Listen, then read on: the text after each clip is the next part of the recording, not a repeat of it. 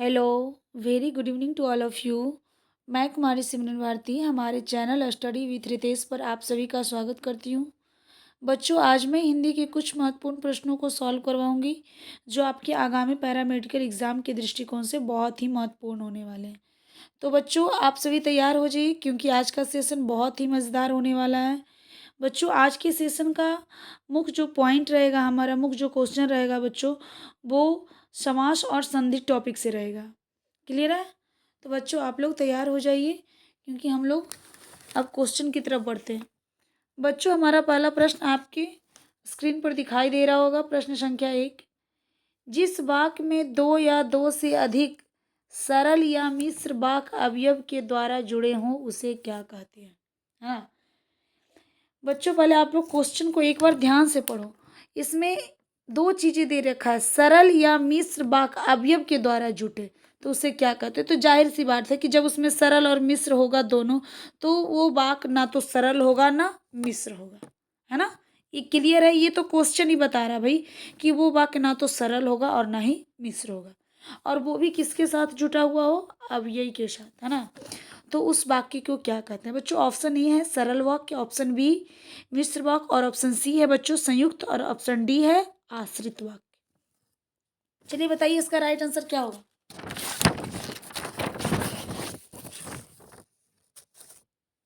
बच्चों, इसका right answer होगा संयुक्त वाक्य, यानी ऑप्शन नंबर सी। क्या होगा? संयुक्त वाक्य होगा। क्लियर है बच्चों? देखिए, अगर आप लोग को इसमें कोई डॉट है तो मैं बता दूं, संयुक्त वाक्य किसे कहते हैं बच्चों? संयुक्त वाक्य जिस वाक्य में एक सरल वाक्य हो और एक मिश्र वाक्य हो, है ना, और जो किसी अवयव के द्वारा जुड़ता हो, वो क्या कहलाता है? संयुक्त वाक्य कहलाता है। जैसे मैं एग्जांपल दूं, राम आया और दिनेश गया। राम आया और दिनेश गए। देखिए, यहाँ पे ये अवयव के द्वारा ये दोनों सेंटेंस आपस में क्या हो रहा है? जुड़ रहा है ना। राम आया एक अलग सेंटेंस है, सिंपल सेंटेंस, और दिनेश गया एक, दोनों सिंपल सेंटेंस है, और दोनों को कौन जोड़ रहा है? और जोड़ रहा है ना। और जो है बच्चों, समुच्चय बोधक अवयव है ना। इसलिए जब दो या दो से अधिक वाक्यों बच्चों सरल या मिश्र वाक्य अवयव के द्वारा जुड़े होते हैं, उसे क्या कहते हैं? संयुक्त वाक्य कहते हैं। सरल वाक्य किसे कहते हैं बच्चों? सरल वाक्य वैसे वाक्य को कहते हैं जिसमें एक कर्ता और एक क्रिया हो, बस। एग्जाम्पल, पानी बरस रहा है, मैं जा रही हूँ, मैं खा रही हूँ, है ना। मिश्र वाक्य किसे कहते हैं बच्चों? जिस वाक्य में एक मुख्य उपवाक्य और बाकी शेष आश्रित उपवाक्य हो, है ना। एक मुख्य उपवाक्य और शेष आश्रित उपवाक्य हो, उसे क्या कहते हैं? मिश्र वाक्य कहते हैं। और मिश्र वाक्य की एक खास विशेषता है बच्चों की, इसमें बहुत सारे मैक्सिमम वाक्य में कॉमा लगे हुए होते हैं। क्या रहते हैं? कॉमा। जैसे, जब मोहन आएगा कॉमा तब मैं जाऊंगा, है ना। और बच्चों, हमारा लास्ट ऑप्शन है आश्रित वाक्य। बच्चों, आश्रित वाक्य नहीं होता है, बल्कि आश्रित उपवाक्य होता है, इसलिए ऑप्शन तो ऐसे ही कट गया। क्लियर है? चलिए बच्चों, हम लोग अगले प्रश्न की ओर बढ़ते हैं। प्रश्न संख्या 2 कह रहा है, जो शब्दांश शब्दों के बाद लगाए जाते हैं उन्हें क्या कहते हैं? जो शब्दांश शब्दों के बाद लगाए जाते हैं उन्हें क्या कहते हैं? ऑप्शन ए समास, ऑप्शन बी संधि, ऑप्शन सी उपसर्ग, और ऑप्शन डी है प्रत्यय। बताइए उसे क्या कहते हैं? बिल्कुल बच्चों, इसका राइट आंसर होगा उपसर्ग, है ना। इसका राइट आंसर क्या होगा? ऑप्शन नंबर डी प्रत्यय। क्योंकि उपसर्ग तो शब्द के पहले लगाया जाता है, लेकिन प्रत्यय कहाँ लगाया जाता है? शब्द के बाद लगाया जाता है। क्लियर है? उपसर्ग वे शब्दांश हैं जो शब्द के पहले लगते हैं, किंतु यहाँ पे क्या पूछ रहा है? बाद में लगाया जाता है ना, तो बाद में प्रत्यय लगाया जाता है। जैसे मैं बता दूं, महान, अगर इसमें ता लगा देते हैं तो क्या बन जाएगा? ता। तो ता क्या है भाई? ये ता प्रत्यय है। ता क्या है? प्रत्यय है। तो ये बन जाएगा क्या जी? महान ता, है ना। महान में ता प्रत्यय लगा दिए तो क्या बन गया? महानता। अच्छा बच्चों, अब समास किसे कहते हैं? समास बच्चों, समास दो या दो से अधिक पदों का मेल से जो है ना, विकार उत्पन्न होता है, उसे समास कहते हैं। पदों का मेल, समास में किसका मेल होता है बच्चों? पदों का मेल होता है। क्लियर है? संधि में किसका मेल होता है बच्चों? संधि में वर्णों का मेल होता है। संधि में किसका मेल होता है बच्चों? वर्णों का मेल होता है। क्लियर है? अब है उपसर्ग। तो बच्चों उपसर्ग वे शब्दांश है जो शब्द के पहले लगाए जाते हैं। क्या? जैसे अज्ञान, ज्ञान के पहले अगर आ लगा दिए बच्चों तो क्या बन गया? अज्ञान, है ना। इसमें आ उपसर्ग है तो ये हो गया उपसर्ग। क्लियर है? तो जो शब्दांश शब्दों के बाद में लगाए जाते हैं उन्हें क्या कहते हैं बच्चों? प्रत्यय कहते हैं। हम लोग अगले प्रश्न की ओर बढ़ते हैं बच्चों। प्रश्न संख्या 3 बच्चों, प्रश्न संख्या 3, जिस समास में प्रयुक्त शब्दों में से कोई भी शब्द प्रधान नहीं होता, है ना, ना तो प्रथम पद प्रधान होता है बच्चों, ना उत्तर पद प्रधान होता है, अपितु बल्कि बाहर से ही आकर कोई शब्द प्रधान बन जाता है, उसे क्या कहते हैं बताइए? उसे कौन सा समास कहते हैं? ऑप्शन ए है द्विगु समास, ऑप्शन बी है कर्मधारय समास, ऑप्शन सी है बहुव्रीहि समास, और ऑप्शन डी है बच्चों नया समास। बताइए उसे क्या कहते हैं? क्वेश्चन को समझिए बच्चों। जिस समास में प्रयुक्त शब्द में से कोई भी शब्द प्रधान नहीं होता, है ना, यानी कि ना तो प्रथम पद प्रधान होता है और ना ही उत्तर पद प्रधान होता है, बल्कि कोई तीसरा, है ना, बल्कि कोई तीसरा पद इंपॉर्टेंट हो जाता है बच्चों, उस समास को बहुव्रीहि समास कहते हैं। यानी कि इसका राइट आंसर क्या होगा? Option number C. देखिए अब मैं आप लोग को बताती हूँ कि इसे बहुव्रीहि समास क्यों कहते हैं। देखिए बहुव्रीहि समास का कोई एक उदाहरण ले लेते हैं, लंबोदर। क्या लिए मैं? लंबोदर, है ना।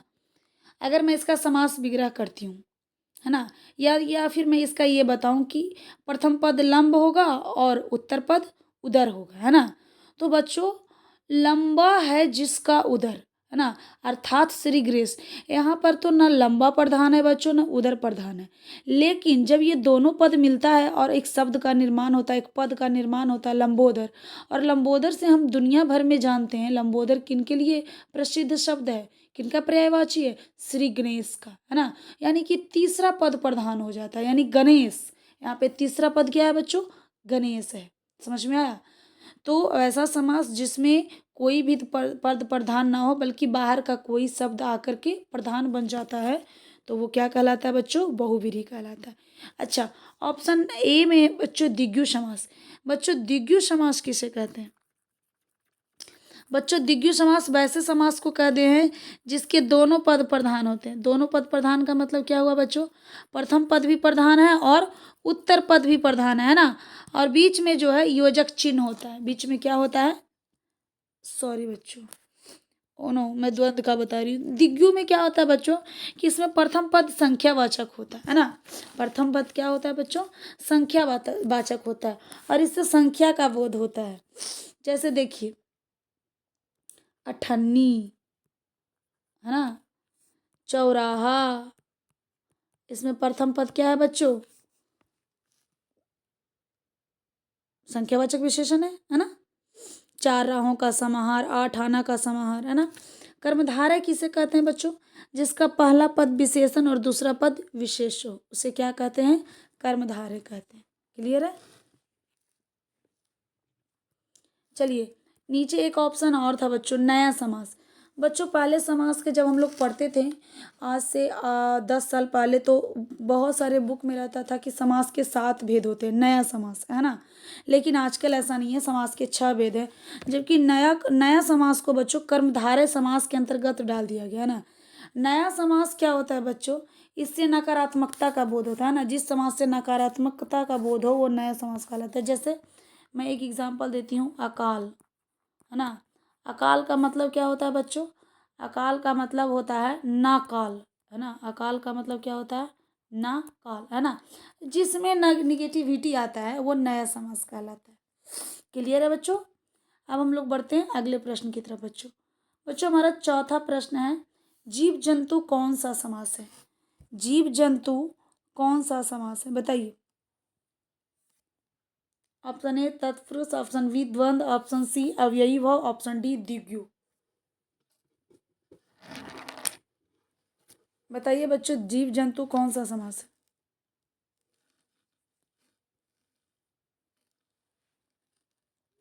बिल्कुल राइट बच्चों, आप लोग इसका सही आंसर दे रहे होंगे क्योंकि इसमें जो है बीच में योजक चिन्ह लगा हुआ है। बच्चों इसका राइट आंसर होगा द्वंद्व समास, है ना। जीव जंतु कौन सा समास है, द्वंद्व समास। इसका समास विग्रह करते हैं बच्चों, चलिए। तो जीव जंतु का समास विग्रह होगा जीव और जंतु, जीव और जंतु, क्लियर है। बीच में योजक चिन्ह है तो ये क्या हो जाता है, द्वंद्व समास हो जाता है। अब हम लोग बढ़ते हैं बच्चों अगले प्रश्न की तरफ। बच्चों हमारा अगला प्रश्न है, निम्न कौन स्वर संधि का भेद नहीं है। निम्नलिखित में से कौन स्वर संधि का भेद नहीं है। स्वर संधि के बच्चों कितने भेद होते हैं, 5 भेद होते हैं भाई।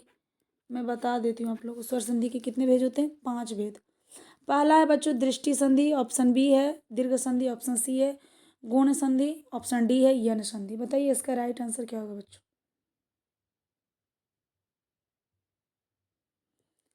जी हाँ बच्चों, आप लोग सही जा रहे हैं। दृष्टि संधि, दृष्टि कोई किसी का भेद नहीं है बच्चों, दृष्टि संधि, है ना। इसका राइट आंसर क्या होगा, दृष्टि संधि। तो आप लोग पूछ रहे होंगे मैम स्वर संधि का अगर 5 भेद है तो कौन कौन है। देखिए बच्चों, दीर्घ गुण यन, ये 3 तो यहीं पे दे रखा है, ये 3। अब मैं चौथा नंबर बताती हूँ। दीर्घ गुण यन वृद्धि, चौथा क्या होता है बच्चों, वृद्धि, है ना। और पांचवा होता है बच्चों अयाद, अयादि संधि, क्लियर है। यही स्वर संधि के 5 भेद हैं, दीर्घ संधि, गुण संधि, यन संधि, वृद्धि संधि और अयाद संधि, क्लियर है। चलिए बच्चों हम लोग अगले प्रश्न की ओर बढ़ते हैं।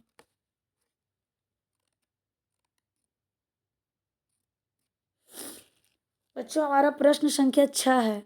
जी हाँ, मैंने काम करना आरंभ कर दिया है। जी हाँ, आगे भी इसमें आदि बोधक लगा हुआ बच्चों। जी हाँ, मैंने काम करना आरंभ कर दिया है। इस वाक्य में जी हाँ कौन सा निपात है। विस्मयादि बोधक बच्चों कोई निपात नहीं है, मैं आप लोग को पहले ही बता दूं, है ना। निषेधात्मक, बलदायक, प्रश्नबोधक या विस्मयादि बोधक। मैंने तो एक ऑप्शन अब पहले से ही छाट रखा है, आप लोग बताओ। मैं सेंटेंस को दोबारा से पढ़ती हूँ, आप लोग इसका आंसर दो। जी हाँ, मैंने काम करना आरंभ कर दिया है। बताओ किस तरह का निपात है इसमें, कौन सा निपात है इसमें। जी हाँ बच्चों, इसका राइट आंसर होगा, आप लोग देख रहे होंगे कि मैं जब ये सेंटेंस बोल रही हूँ तो इसमें फोर्स दे रही हूँ, है ना।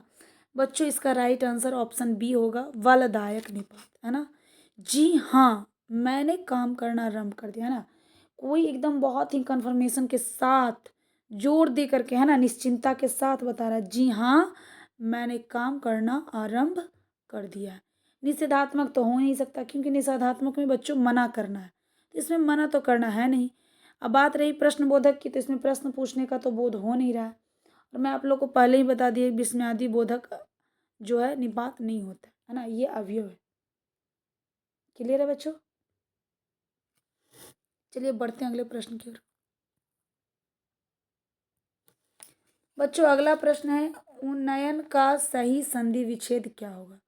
उन्नयन का सही संधि विच्छेद क्या होगा। ऑप्शन ए है उन जोड़ यन, ऑप्शन बी है बच्चों उन जोड़ यन, ऑप्शन सी उन जोड़ नयन, है ना। ऑप्शन डी है बच्चों उत जोड़ नयन। बताइए इसका राइट आंसर क्या होगा।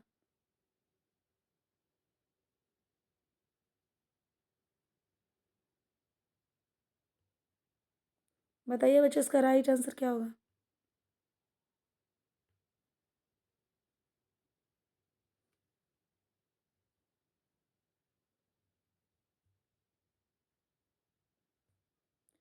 चलिए आप लोग को अगर नहीं पता तो पहले मैं बता देती हूँ कि उन्नयन किस संधि का उदाहरण है। बच्चों उन्नयन जो है व्यंजन संधि का उदाहरण है। किस संधि का उदाहरण है, व्यंजन संधि का, क्लियर है। चलिए बच्चों, इसका राइट आंसर जो होगा ऑप्शन नंबर डी होगा, उत जोड़ नयन। अब क्यों होगा, बात ये आती है कि क्यों होगा भाई उत जोड़ नयन, है ना। तो देखिए व्यंजन संधि जब हम पढ़ते हैं तो स्वर में तो भाई 5 भेद है, लेकिन व्यंजन के कोई भेद नहीं है। लेकिन व्यंजन में बच्चों 10 से 15 20 नियम पढ़ वहाँ पे दे रखा है ना बुक में। कि बच्चों ये है कि जब क च ट त प के बाद, है ना, जब क च ट त प के बाद किसी भी वर्ग का अगर पांचवा वर्ण है ना, क च ट त और प के बाद, है ना जी, किसी भी वर्ग का कौन सा वर्ण है, पांचवा वर्ण है। किसी भी वर्ग का पांचवा वर्ण है तो क च ट त बच्चों अपने वर्ग के पांचवें वर्ण में बदल जाता है। सिंपल सी बात है। अब देखिए ता के बाद ना आया है, ठीक, तो अब ता का जो है पांचवा वर्ण वो क्या होगा बच्चों, ना होगा। तो यहाँ पे एक ना ऑलरेडी था बच्चों, एक ना ता का आधा ना आया, तो ना जुट गया, यानी कि बन गया उन नयन। क्लियर है बच्चों, समझ में आया। ता का यहाँ पे क्या हो गया, ना हो गया, है ना, बन गया उन्नयन, उत जोड़ नयन। ठीक, चलिए बच्चों अगले प्रश्न की ओर।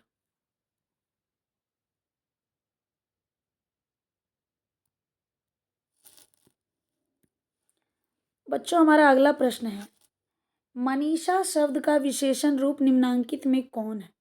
मनीषा शब्द का विशेषण रूप निम्नांकित में कौन है। भाई मनीषा का विशेषण पूछ रहा है। ऑप्शन ए मानसी, नहीं है, बिल्कुल नहीं हो सकता। ऑप्शन बी मानुषी, तो मनुष्य का होता है मानुषी, है ना। ऑप्शन सी मनीषी, ऑप्शन डी मानसिक। क्या होगा बच्चों इसका राइट आंसर। बच्चों इसका राइट आंसर होगा ऑप्शन नंबर सी मनीषी, है ना। मनीषा का विशेषण क्या होता है बच्चों, मनीषी होता है। क्लियर है, मनीषा का विशेषण क्या होता है बच्चों, मनीषी होता है। क्लियर है बच्चों, हम लोग आगे प्रश्न की ओर बढ़ते हैं। हमारा अगला प्रश्न है बच्चों, रंगशाला में कौन सा समास है। रंगशाला में कौन सा समास है। ऑप्शन ए है कर्मधारय, ऑप्शन सी है दिग्यु, ऑप्शन बी है तत्पुरुष और ऑप्शन डी है बच्चों अव्ययी भाव। बताइए बच्चों इसका राइट आंसर क्या होगा। रंगशाला कौन सा समास है।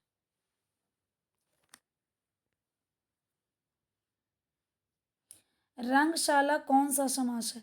मैं इसका समास विग्रह कर देती हूँ, उसके बाद आप लोग के लिए बनाना बहुत आसान हो जाएगा। रंग के लिए शाला, शाला मतलब घर होता है बच्चों, है ना, रहने का स्थान, रखने का स्थान। रंग के लिए शाला, बिल्कुल राइट, बिल्कुल राइट बच्चों, ये इसका आंसर होगा ऑप्शन नंबर बी तत्पुरुष समास। ऐसा क्यों होगा, क्यों होगा भाई, क्योंकि तत्पुरुष समास जब हम इसको तोड़ रहे हैं तो के लिए, है ना, संप्रदान के लिए, ये विभक्ति में टूट रहा है ना, हाँ, तो विभक्ति चिन्ह में अगर टूट रहा है भाई तो ऑब्वियसली वो क्या होगा, तत्पुरुष समास होगा, है ना। और यहाँ पे के लिए टूट भी रहा है तो ध्यान दीजिए ये संप्रदान तत्पुरुष होगा। तत्पुरुष में कौन सा होगा बच्चों, ये होगा संप्रदान तत्पुरुष, है ना। क्लियर है, कर्मधारय तो कभी नहीं होगा क्योंकि उसका पहला पद विशेषण होता है, विशेषण है नहीं। द्विगु भी नहीं होगा, द्विगु इसलिए नहीं होगा क्योंकि उसका पहला पद जो है संख्यावाचक होता है, वो भी नहीं होगा। अव्ययी भाव भी नहीं होगा, है ना, क्योंकि रंग और साला बिल्कुल अलग अलग दो शब्द हैं और एक साथ मिलने पर एक टर्म पद बन जा रहे हैं। क्लियर है, तत्पुरुष समास होगा। बच्चों हमारा अगला प्रश्न है प्रश्न संख्या 10, निम्नांकित में से पवन का पर्यायवाची कौन सा है। भाई ये क्वेश्चन इतना इजी है, इतना इजी है कि इसका आंसर तो आप लोग के छोटे छोटे भाई बहन बता देंगे। पवन का पर्यायवाची कौन सा सही होगा बताइए। चपला, ऑप्शन ए, ऑप्शन बी दामिनी, ऑप्शन सी समीर, ऑप्शन डी विकार। चलिए बताइए पवन। सुने, छित जल पावक गगन समीरा, पांच तत्व ये अधव शरीरा। सुने कि नहीं सुने ये? जी हाँ, बिल्कुल बिल्कुल बिल्कुल। इसका राइट आंसर होगा option number C, Sameer. Clear है बच्चों? समीर का मतलब क्या होता है बच्चों? पवन होता है ना। अब आती है बात चपला और दामिनी की बच्चों। तो चपला और दामिनी ये दोनों जो है बच्चों बिजली का, किसका है पर्यायवाची? बिजली का, है ना। बिजली का चपला, दामिनी, तड़ित, है ना जी, विद्युत। बच्चों विकार किसका है बच्चों? विकार है बीमारी का या रोग का, है ना। विकार किसका है बच्चों? बीमारी या रोग का विकार, है ना। क्लियर है? हम लोग बढ़ते हैं बच्चों अगले प्रश्न की ओर। हमारा अगला प्रश्न है बच्चों, बड़ा अच्छा प्रश्न है, बहुत ही अच्छा प्रश्न है। बहुत सारे बच्चे इस प्रश्न का जवाब नहीं दे पाएंगे। हिंदी में पर्यायवाची शब्दों के कितने प्रकार, है ना। हिंदी में पर्यायवाची शब्दों के प्रकार कितने हैं? हम उनको कितने तरह से पर्यायवाची शब्द हम बना सकते हैं हिंदी में, बताइए। ये मैं एक्चुअली कितने बार बता चुकी हूँ ये क्वेश्चन, लेकिन आप लोग जो है कभी इस चीज़ को गौर नहीं किए होंगे। मैं बहुत बार बता चुकी हूँ। जी हाँ, आप क्या पूछ रहे हैं, वीडियो नहीं आया? हाँ जी, वो मैं एक्चुअली ना 8 दिन से मैं बीमार थी, इसीलिए मेरा वीडियो नहीं आ रहा था बच्चों। कोई नहीं, अब मैं ठीक हो गई हूँ, अब मैं स्वस्थ हो गई हूँ। अब रोज़ाना वीडियो आएगा आपका, आप लोगों के लिए। जी हाँ, पर्यायवाची शब्दों के प्रकार। बच्चों यहाँ पे पर्यायवाची शब्दों का प्रकार देखिए, इसका राइट आंसर मैं पहले बता देती हूँ बच्चों। इसका right answer A, option A यानी 3 होगा, है ना। 3, 5, 4 अनगिनत पर्यायवाची शब्दों के 3 प्रकार होते हैं ना। कौन है? सबसे पहला देखिए, सबसे पहला तो बच्चों ये खुद पर्यायवाची है ना। सबसे पहला शब्द कौन होगा? पर्यायवाची। दूसरा बच्चों, दूसरा होगा समानार्थी। समानार्थी। और तीसरा होगा समानार्थक। क्लियर है बच्चों, है ना। ये तीनों जो हैं बच्चों एक ही अर्थ प्रकट करते हैं ना। पर्याय का अर्थ भी यही चीज होता है बच्चों, है ना। पर्याय का अर्थ भी यही होता है, एक जैसे शब्द लिखना ना। समानार्थी का अर्थ भी वही होता है, एक जैसे शब्द प्रकट करना। समानार्थक का भी अर्थ वही होता है। क्लियर है? पर्यायवाची का अर्थ भी वही होता है, सेम अर्थ, है ना, एक जैसे अर्थ प्रकट करना। तो हिंदी में पर्यायवाची शब्द के कितने प्रकार होते हैं? 3 प्रकार, पर्यायवाची, समानार्थी और समानार्थक। क्लियर है बच्चों? लोग अगले प्रश्न की ओर बढ़ते हैं बच्चों। बच्चों हमारा अगला प्रश्न है, गायक में संधि है। गायक में कौन सा संधि है भाई? वृद्धि संधि, आयाद संधि, वन यन संधि और व्यंजन संधि। चलिए बताइए इसका राइट आंसर क्या होगा? गायक में कौन संधि है जी? वृद्धि स्वर संधि, आयाद स्वर संधि, यन स्वर संधि या व्यंजन संधि। पहले मैं बता दूं बच्चों, गायक स्वर संधि का उदाहरण है, तो ऑप्शन डी तो एकदम छट जाता है ना। ऑप्शन डी का तो कोई वजूद ही नहीं रहता है, क्योंकि व्यंजन संधि स्वर संधि का भेद तो है नहीं, वो बिल्कुल अलग है ना। अब बच गया वृद्धि, यन और आयाद। ये तीनों में से राइट आंसर क्या होगा बताओ बच्चों? इसका राइट आंसर होगा ऑप्शन नंबर बी, यानी कि आयाद स्वर संधि। क्लियर है? गायक किस स्वर संधि का उदाहरण है? आयादी का। अब मैं बताऊं कि गायक का सबसे पहले हम लोग संधि विच्छेद करेंगे। तो गायक का संधि विच्छेद होता है बच्चों गय जोड़ अक, है ना। अब तुम लोग कहोगे मैम आप कैसे पहचान ली कि ये गायक जो है बच्चों आयादी संधि है?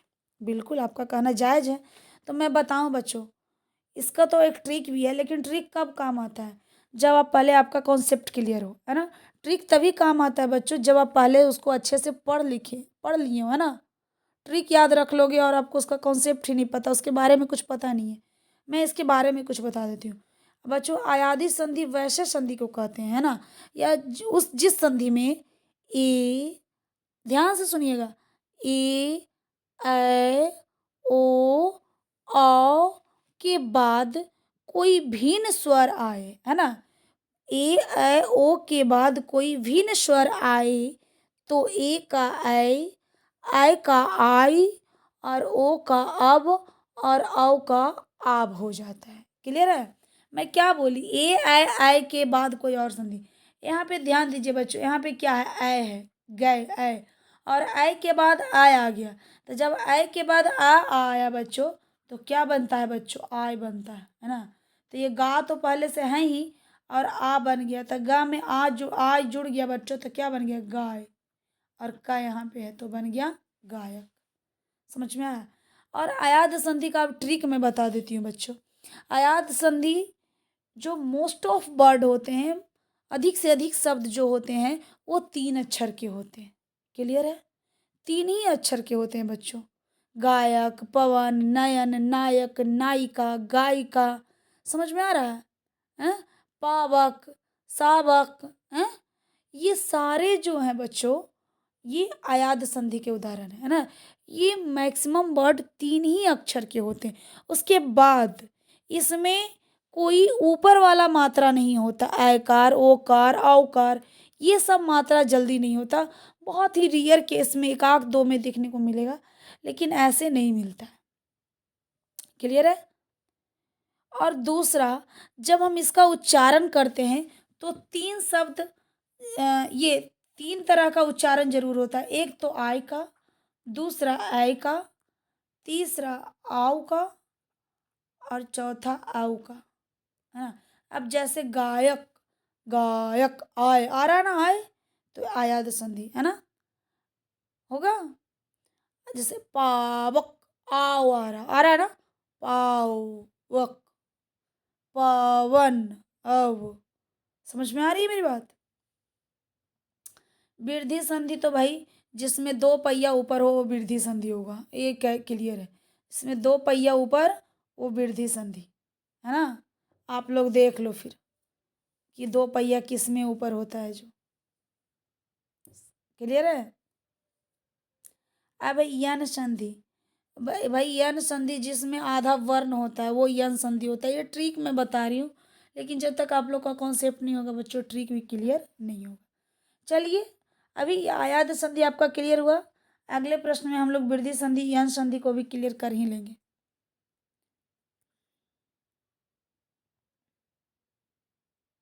बच्चों, हमारा प्रश्न संख्या 13वां, दिग्दर्शन, दिग्दर्शन का संधि विच्छेद करिए। भाई बताइए दिग्दर्शन क्या होगा, दिग्दर्शन का संधि विच्छेद।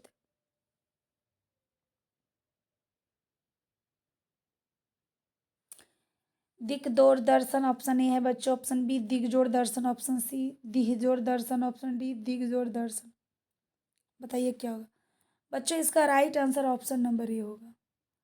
इसका राइट आंसर ऑप्शन ए, यानी कि दिक जोड़ दर्शन। देखिए ये क्यों होगा, पहले तो आप जान लीजिए ये व्यंजन संधि का उदाहरण है। किसका उदाहरण है बच्चों? ये व्यंजन संधि का उदाहरण। देखिए कहा जाता है कि जब क के बाद, है ना, क च ट त प के बाद, है ना, किसी भी वर्ण का तीसरा अक्षर या पांचवा अक्षर आए, है ना, तो उस वर्ण का क्या हो जाता है जी, तीसरा हो जाता है। यानी क के बाद तीसरा वर्ण, या त थ द का तीसरा वर्ण आया हुआ है ना, तो क का यहाँ पे तीसरा वर्ण हो जाएगा। क्लियर है?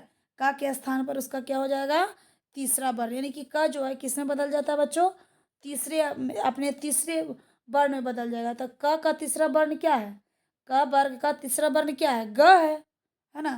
तो यहाँ पे क हो गया ग में, तो द तो पहले से था ही बच्चों, क बदल गया ग में, तो ग, और बाकी आगे दर्शन, तो बन गया क्या बच्चों, दिग दर्शन। समझ में आई मेरी बात? चलिए बच्चों हम लोग अगले प्रश्न की ओर बढ़ते हैं। हमारा अगला प्रश्न है बच्चों, अग्नि परीक्षा देना मुहावरे का अर्थ क्या है? अग्नि परीक्षा देना मुहावरे का अर्थ क्या है? ऑप्शन ए है बच्चों हथेली पर आग रखकर दिखाना, ऑप्शन बी कठिन परिस्थिति में पड़ना, ऑप्शन सी अंगारों में जलकर दिखाना, ऑप्शन डी अग्नि में प्रवेश करना। बताइए इसका राइट आंसर क्या होगा बच्चों? अग्नि परीक्षा देना मुहावरे का अर्थ क्या होगा बच्चों? अग्नि परीक्षा, जी हाँ, अग्नि परीक्षा सीता माता ने दिया था ना। यानी कि ऑप्शन बी इसका राइट होगा, कठिन परिस्थिति में पड़ना, है ना, या कठिन परिस्थिति को झेलना, है ना जी। ये कहलाता है अग्नि परीक्षा देना। बहुत कठिन परिस्थिति है ना, है, उसको झेलना, उससे पार लगाना, उससे लड़ना, यही तो है हमारी अग्नि परीक्षा, है ना, जो सीता माता ने कर दिखाया था। चलिए हम लोग अगले प्रश्न की ओर बढ़ते हैं बच्चों। बच्चों हमारा अगला प्रश्न है, बदनाम व्यक्ति को बुराई का क्या डर, बदनाम व्यक्ति को बुराई का क्या डर को व्यक्त करने के लिए निम्नलिखित में कौन सी लोकोक्ति, कौन सा उपयुक्त होगा ना, कौन सी लोकोक्ति जो है उपयुक्त होगा। इसमें बच्चों अर्थ दिया हुआ है, आपको लोकोक्ति और मुहावरा चूज करना है। बदनाम व्यक्ति को बुराई का क्या डर, है ना, बताइए। ऑप्शन ए है बच्चों, बद अच्छा बदनाम बुरा, है ना। बद अच्छा का मतलब होता है बच्चों कि बदमाश अच्छा है लेकिन बदनाम अच्छा नहीं है, ये नहीं होगा बच्चों, है ना। ऑप्शन बी, कहने से कुम्हार गड्ढे पर नहीं चढ़ता, ये भी नहीं होगा बच्चों। ऑप्शन सी, उतर गई लोई तो क्या करेगा कोई, आप बताइए बच्चों ये होगा या नहीं। ऑप्शन डी, मूंदी नैन कथों कोई नहीं, ये होगा ऑप्शन डी। मूंदी नैन कथों कोई नहीं मतलब कि आंख मूंदते ही इस दुनिया में कोई किसी का नहीं होता। बच्चों इसका राइट आंसर जो होगा वो ऑप्शन नंबर सी होगा, है ना। उतर गई लोई तो क्या करेगा कोई, समझ में आई मेरी बात। उतर गई लोई तो क्या करेगा कोई। अब यहाँ पे लोई का अर्थ है बच्चों इज्जत से, लोई का अर्थ किस चीज़ से है बच्चों, इज्जत से है ना। कि जब इज्जत चला गया यानी कि जब वो बदनाम हो गया, है ना, तो उसे कोई क्या कर सकता है। अब उसे किसी चीज़ से डरने की ज़रूरत नहीं है, अच्छा करे या बुरा करे, समझ में आई बात। तो इसका राइट आंसर होगा, उतर गई लोई तो क्या करेगा कोई, है ना। उतर गई मतलब उसके अंदर से इज्जत चला गया, उस बदनाम हो गया, है ना, तो उसको अब किसी चीज़ का भय नहीं है। क्लियर है बच्चों। आई होप कि आप लोगों को आज का सेशन बहुत पसंद आया होगा, है ना। अगर पसंद आया बच्चों तो लाइक करिए, कमेंट करिए, जो भी प्रॉब्लम है बच्चों आप लोग शेयर करिए हमारे साथ, क्योंकि बच्चों हम आप लोगों के लिए ही हैं, है ना। हम और हमारी टीम आप लोगों के लिए ही है, इसलिए आप लोग कोई भी प्रॉब्लम हो तो शेयर करिए। बाकी बच्चों आप लोग प्रीवियस जो भी क्वेश्चन मैं पिछले कुछ दिनों से करवाई हूँ उसको आप रिपीट करिए, रिवीजन करिए, और जो क्वेश्चन मैं बताती हूँ उसको आप लोग ध्यान दीजिए। आप ये मत सोचिए कि मैम आप 15 क्वेश्चन बता रही हैं, ठीक है मैं 15 बताती हूँ, लेकिन उन 15 की मदद से आप 50 तक पहुँचते हैं, 75 तक पहुँचते हैं, इस बात का ध्यान रखिए, है ना। कम पढ़िए लेकिन अच्छा पढ़िए।